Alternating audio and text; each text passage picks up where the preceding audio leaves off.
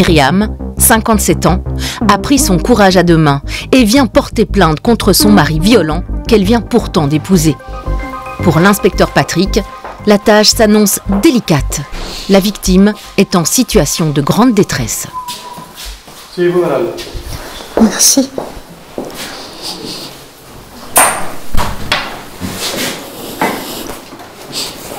Je vous écoute.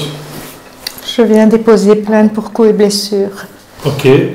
Contre votre mari ou votre Contre mon mari. Votre mari. Oui. Le mardi, il y a ma troisième fille qui m'a demandé de venir pour tenir les enfants. Et il pouvait venir avec, et notre petit chien. Et il n'a pas supporté que je parte pour aller chez ma fille. Donc il m'a attrapé. C'est aussi simple que ça? C'est aussi simple que ça. Est-ce qu'il était sous l'emprise de la boisson? Oui. Il boit quoi? Du vin. Beaucoup? Énormément. C'est quoi énormément? 1 cubi par jour, de 3 litres. Ouais. Je vois que vous avez reçu des coups au visage. Vous avez un certificat médical pour moi? Oui, il est ici. Ah, ça c'est parfait. Je n'ai pas que des coups sur le visage. Il a... On va procéder étape par étape. Ça s'est passé quand? Mardi soir. C'est monsieur c'est ça? Oui, il a déjà un fameux dossier. L'élément déclencheur de la dispute, ça a été... Pour aller chez ma fille tenir les enfants. Il n'était pas d'accord. Lui, il n'a pas d'enfant, donc il ne peut pas comprendre. Et pour lui, il était hors de question que j'aille. Donc il m'a attrapé par les vêtements. Sans rien dire, il vous a attrapé subitement? Il m'a attrapé et il a commencé à taper sur la tête avec coup de poing ici sur le crâne et puis coup de poing dans la figure, des coups dans les côtes et des mains bleues, des jambes bleues. Vous avez des hématomes sur les mains et sur les jambes? Sur les côtes aussi. Sur les côtes et sur les bras, je vois aussi. Oui, et sur les bras et sur l'épaule. J'ai passé un scanner hier et il y a une commotion cérébrale. Oui, quand même. Oui. Et depuis là, vous n'êtes pas retourné? Ah non, non, non. Plus. Hors de question. Vous avez encore des nouvelles? Il a téléphoné? Il a téléphoné hier pour me demander de revenir. Et je lui ai dit non, parce que c'était un grand malade, que je n'étais pas un punching ball, il faut que ça s'arrête. Et vous lui avez dit que vous alliez aller porter plainte? Oh, je suppose qu'il le sait, parce que ce n'est pas la première fois. 15 jours avant, il m'avait déjà tapé dessus. Et vous n'avez pas porté plainte? Aussi, avec photo. Et il n'a jamais été inquiété d'ailleurs. Il faut dire aussi que je fais très attention, et mes enfants aussi, parce que je suis cardiaque. J'ai été opérée au mois de juillet, j'ai un stent et j'ai un pacemaker. Et qu'il a déjà donné des coups dans le pacemaker aussi.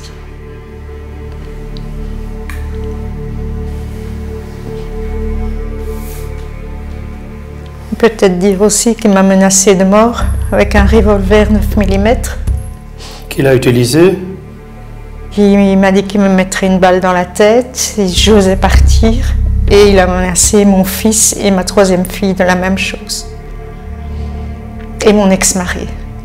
Et personne n'a signalé ça non plus? Je l'ai signalé la dernière fois, mais personne n'a été perquisitionné, il s'en sort toujours. Vous avez une profession, madame? Je suis pensionnée sur la mutuelle à vie. D'accord. Vous êtes mariée depuis combien de temps? Depuis le 22 septembre. 2018, hein? Oui. Et les premiers coups en tant que mari et femme ont commencé 15 jours après. D'accord, mais ça je vais le préciser après. On va d'abord parler de ce qui s'est passé mardi, hein? D'accord? Donc, il a commencé à vous rouer de coups? Oui. De coups de poing? Coup de poing d'abord, des claques sur la tête.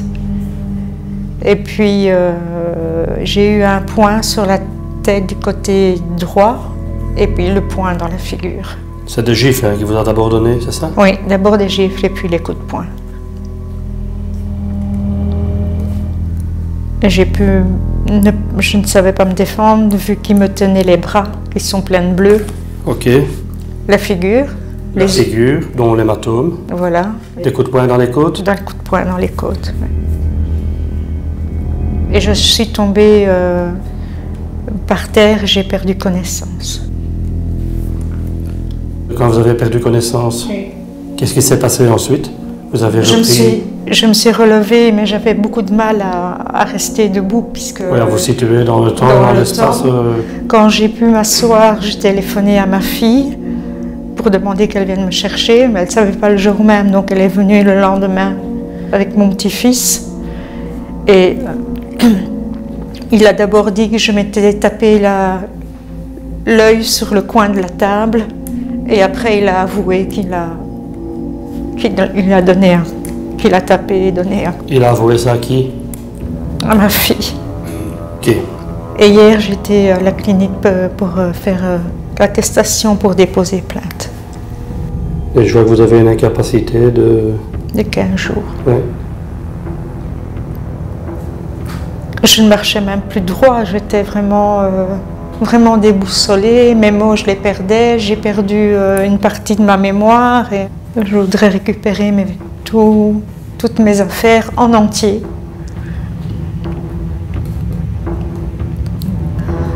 Avoir le préjudice moral et physique en frais médicaux. Et une injonction qui ne peut plus m'approcher. Ouais.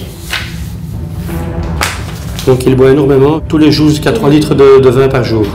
Il commence à 10h30, 11h et c'est jusqu'au soir.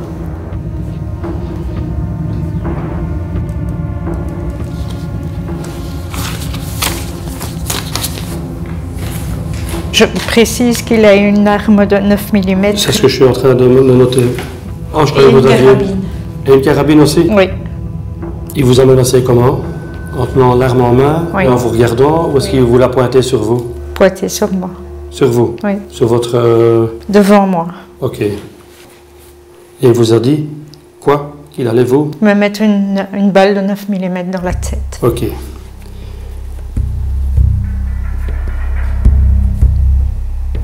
Vous allez loger où ce soir?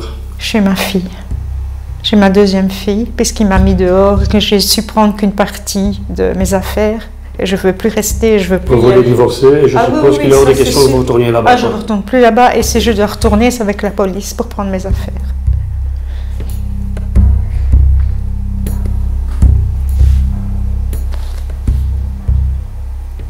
De toute façon, madame, je vais vous donner mes coordonnées. Si quelque chose vous revient, ou si vous avez encore quelque chose à me déclarer, il n'y a pas de problème. Une petite signature là. Ça prendra combien de temps avant qu'ils soient convoqués de l'autre côté ou qu'ils ont le rapport?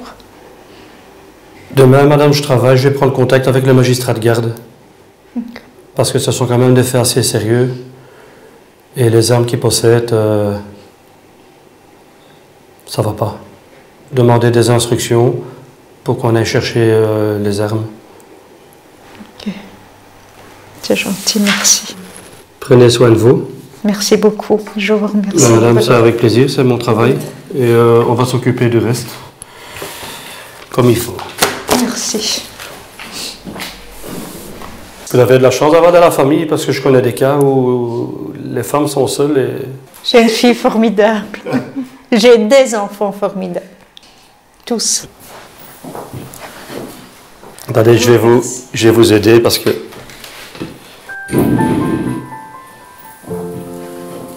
Voilà. Merci beaucoup.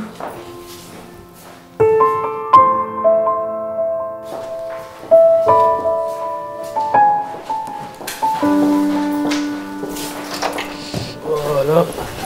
Bonjour. Je prendrai contact demain matin avec le magistrat qui me donnera des instructions. Il est fort probable qu'il me donne comme instruction d'aller chercher les armes et probablement d'auditionner par la même occasion le mari violent. Le mari va être auditionné et le mari sera poursuivi en justice, forcément. Je pense qu'il n'y a pas trop de doute quant à la véracité de ses dires. Apparemment, elle veut divorcer. Et apparemment, il n'est pas question qu'elle retourne au domicile conjugal. Maintenant, il faut toujours rester prudent parce qu'on a déjà eu des cas de femmes battues qui retournaient malgré tout de nouveau au domicile conjugal, parfois avec des conséquences catastrophiques.